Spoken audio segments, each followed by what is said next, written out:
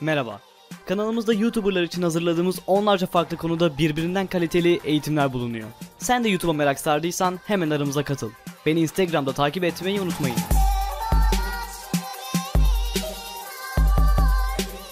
Selam arkadaşlar, hepiniz hoş geldiniz. Yeni bir video ile karşınızdayım ve bugün sizlerle beraber en iyi ekran kaydetme programlarını sizlerle beraber tanıyacağız.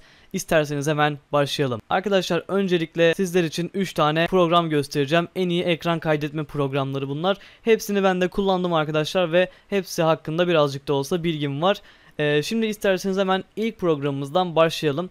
Arkadaşlar ilk programımız Camtasia'nın kendi ekran kaydetme uygulaması. Peki buna nasıl gidebiliriz? Camtasia'yı açtıktan sonra arkadaşlar hemen sol üst tarafta record yazıyor ve bu record'a bastığınız zaman arkadaşlar şöyle ben kapatayım ve daha sonra göstereyim. Şu an benim de zaten kayıt aldığım program açılıyor arkadaşlar. Böyle küçük bir ekran kaydetme programı ve benim şu an tercihim bu arkadaşlar. Ekranımı bununla kaydediyorum. Yani Camtasia Recorder'la kaydediyorum arkadaşlar. Size önerdiğim ekran kaydetme programı da zaten bu. Böyle görmüş olduğunuz gibi gayet basit kullanımı olan masa üstünde ekranı kaydedebilen güzel bir program arkadaşlar. Yani Camtasia yüklediğiniz zaman içinde geliyor arkadaşlar. Yani Camtasia Recorder'ı ayrı olarak indiremiyorsunuz. Camtasia'yı indirdiğiniz zaman yanında ayrı olarak bu geliyor arkadaşlar. Yani az önce de gösterdiğim gibi programda sol üstte geliyorsunuz. Burada record yazıyor. Record'a bastığınız zaman bu uygulama karşınıza çıkıyor. Bu program karşınıza çıkıyor arkadaşlar ve kayıt almaya çok basit bir şekilde, kolay bir şekilde başlayabiliyorsunuz. Ayrıca arkadaşlar ben ses kaydımı da bu program, bu Camtasia'nın Camtasia Recorder programından alıyorum. Şu anda da görüyorsunuz zaten burada sesimin yükseldiğini. Çok basit bir kullanımı var arkadaşlar. Zaten hani pek anlatılacak bir şey yok. Direkt böyle program açıldığı zaman burada 3 tane buton oluyor arkadaşlar, burada olduğu gibi. Burada record butonu oluyor arkadaşlar ve basıyorsunuz. Daha sonra masa üstünüzü kaydediyor arkadaşlar. Böyle kolay, basit bir kullanımı var yani. Şimdi o zaman isterseniz ikinci programımıza geçelim. Şunu şöyle koyalım. İkinci programımız da arkadaşlar OBS programı. OBS tamamen Türkçe olması ve kolay kullanılabilir olması benim gerçekten çok desteklediğim bir program oluyor arkadaşlar bu OBS programı. Ben canlı yayınlarımı genelde OBS ile yapıyorum arkadaşlar ve ama masaüstü de çok kolay bir şekilde kaydedilebiliyor bununla. Mesela arkadaşlar programı ilk açtığınız zaman böyle siyah bir ekran karşınıza gelecektir. Buradan sahneye ekledikten sonra masa üstüne ekledik arkadaşlar buraya. Mesela şöyle göstereyim. Şu sahneler yerine geliyorsunuz. Burada sağ tıklayıp arkadaşlar sahne ekle diyorsunuz. Buraya bir ad vermemiz gerekiyor. Mesela deneme diyelim şöyle. Deneme dedik arkadaşlar ve bir tane sahne açtık. Sahneyi açtıktan sonra yan tarafta kaynaklar oluyor. Buradan sağ tıklayıp ekle diyorsunuz arkadaşlar ve buradan ekran yakalamayı seçiyorsunuz. Ekran yakalama bizim masa üstünü direkt kaydetmesi için yapabileceğimiz bir seçenek arkadaşlar. Ekran yakalamaya basıyoruz. Daha sonra tamam dedik arkadaşlar. Buradan bende 2 tane monitör olduğu için 2 tane seçenek çıktı. Ben şimdi hangisini, 1 veya 2, buradan 1'i seçtim ve tamam dedim. Şu an burada görmüş olduğunuz gibi arkadaşlar benim ikinci monitörüm gözüktü. Şöyle sahneyi düzenle deyip böyle hareket ettirebiliyorum bunu. Konum boyut dediğim zaman ekrana sığdır dediğimde sadece monitörümün her yerini alıyor. Böyle ekrana sığdırmış bir şekilde monitörümü alıyor arkadaşlar. Görmüş olduğunuz gibi. Burada bu benim ikinci monitörüm bu arada arkadaşlar. İkinci monitörümü şu an kaydediyor. Buradan 2 kez tıkladığımda eğer ekran 2'yi seçersem birinci monitörümü kaydedecektir. Sahneyi düzenle dedim. Konum boyuttan ekrana sığdır dedim. Şöyle ben OBS'yi diğer şeye aldığım zaman mesela şöyle göstereyim. Masaüstümü kaydedebileceğini görüyorsunuz arkadaşlar. Biz yine isterseniz ikinci monitörümü seçelim benim. Şöyle büyütelim. Görmüş olduğunuz gibi arkadaşlar bu da böyle basit bir kayıt programı. Bunu yaptıktan sonra ön izlemeyi durdur diyelim. Mesela kaydetmeye başla dediğim zaman benim masaüstümü kaydetmeye başlıyor arkadaşlar. Bu arada OBS'nin detaylı kullanımı da kanalımızda mevcut. Kartlardan gidebilirsiniz arkadaşlar. Kartlarda şu an çıkmıştır. Ona gidebilirsiniz yani. OBS'nin kullanımı dediğim gibi gayet basit ve ben arkadaşlar dediğim gibi yayınlarımı da OBS programıyla yapıyorum. Mesela şuradan ben yayına bastığım zaman benim otomatik olarak, şu an ben de çıktım zaten, benim otomatik olarak overlay'im çıkıyor. Overlay mi deniyor artık, ne deniyor bilmiyorum ama benim overlay'im çıkıyor arkadaşlar. Canlı yayınlarımda kullandığım overlay karşıma çıkmış oluyor arkadaşlar. Böyle görmüş olduğunuz gibi benim burada eklediğim şeyler var. Mesela arka plan var. Burada Instagram adresim var, kameram var. Hani şeyin de güzel yanı bu, OBS'nin de güzel yanı bu arkadaşlar.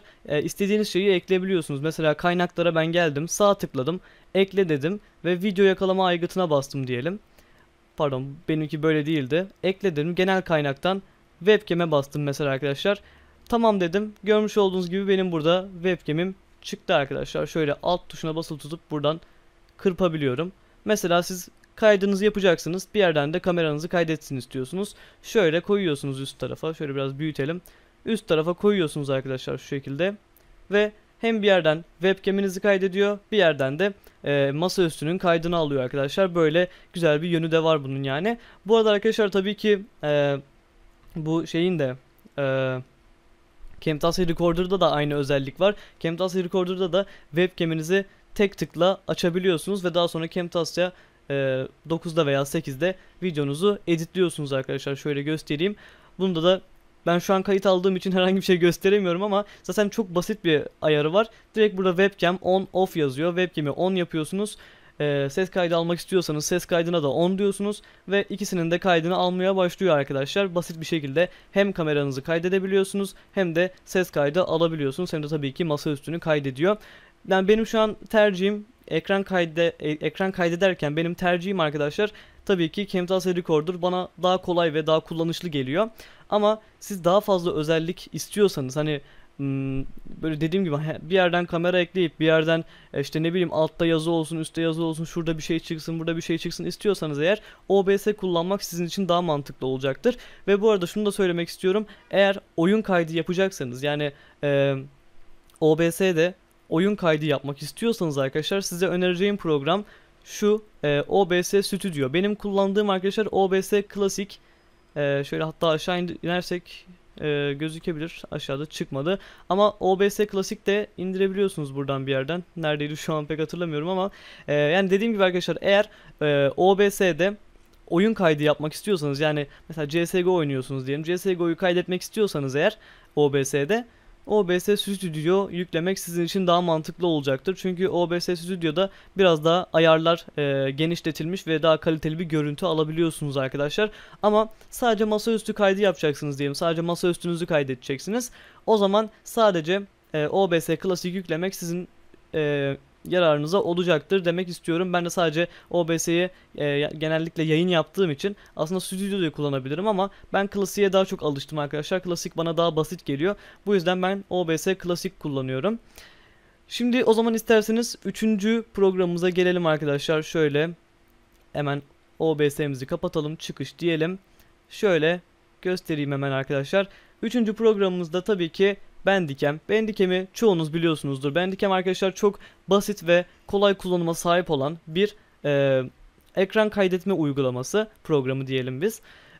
Bunu zaten çok eskilerden beri kullananlar var. Çok bayağı zamandır kullananlar var. Ben de arkadaşlar YouTube'a ilk başladığım zamanlar bu programla ekran kaydı alıyordum, oyun kaydı alıyordum. Yani hem oyun kaydı hem ekran kaydı alabilirsiniz bu programla. Ama OBS kadar şey değil. Yani OBS kadar detaylı değil arkadaşlar. Yani mesela tamamen şeyini siz ayarlamıyorsunuz. Görüntüsünü siz ayarlamıyorsunuz arkadaşlar. Bandicam onu birazcık geliştirmeli diye düşünüyorum ama Bandicam'in de zaten kendine has olan şeyi bu. Bu yüzden değiştirmezler diye düşünüyorum ama OBS biraz daha arkadaşlar detaylandırabileceğiniz bir program oluyor. Bandicam'de arkadaşlar böyle basit ayarlarını yapabileceğiniz. Mesela burada hazır ayarlar diyor. İlk programı açtığınız zaman böyle bir ekran gelecek. Hazır ayarlar diyor. Buna bir kez tıklıyorsunuz. Buradan arkadaşlar mesela YouTube, Twitter 720 piksel diyor. Yani YouTube için 720 piksel görüntüye sahip bir hazır ayar varmış burada. Buna bastığım zaman YouTube için 720 piksellik bir ayar bize yükledi arkadaşlar. Buradan diğer ayarlarını da yapabilirsiniz. Mesela buradan boyutunu, videonun boyutunu seçebiliyorsunuz arkadaşlar. 1920'ye 1080, 1280'e 720 vesaire. Dosya türünü AVI, MP4 olarak ayarlayabiliyorsunuz. Bu basit ayarları yaptıktan sonra Rec tuşuna basıyorsunuz. Şuradan Rec tuşuna basıyorsunuz ve kayıt almaya başlıyor arkadaşlar. Mesela buradan FPS konumu diyor. FPS'ini gösteriyor demek ki kayıt alırken. Görüntünün kaç FPS olduğunu gösteriyor. Buradan çıkış klasörünü seçebiliyorsunuz. Hani video kaydedildikten sonra video bittikten sonra nereye kaydedilsin diye buradan seçebiliyorsunuz arkadaşlar. Ana sayfası var. Ana sayfada da zaten temel ayarlar var. Oyun kaydı yapmak istediğinizde sanırım oyun kaydına basıyorsunuz. Tam ekran kayıt yapmak istediğinizde tam ekrana basıyorsunuz. Dikdörtgen alan dediğimiz zaman hani nereyi kaydetmek istiyorsanız buradan seçebiliyorsunuz arkadaşlar. Ben mesela şu görev çubuğunu alsın istemiyorum. Mesela şu tarafı alsın istemiyorum. Şuraya kadar çekiyorum. Şu mavi dikdörtgenin içindeki yeri bize kaydediyor arkadaşlar. Ben ya da mesela sadece şurayı kaydetsin istiyorum. Şöyle sadece programı kaydetsin istiyorum. Şöyle çekiyorum arkadaşlar ve burayı seçtikten sonra Rage tuşuna bastığım zaman sadece bu programı kaydetmeye başlıyor arkadaşlar.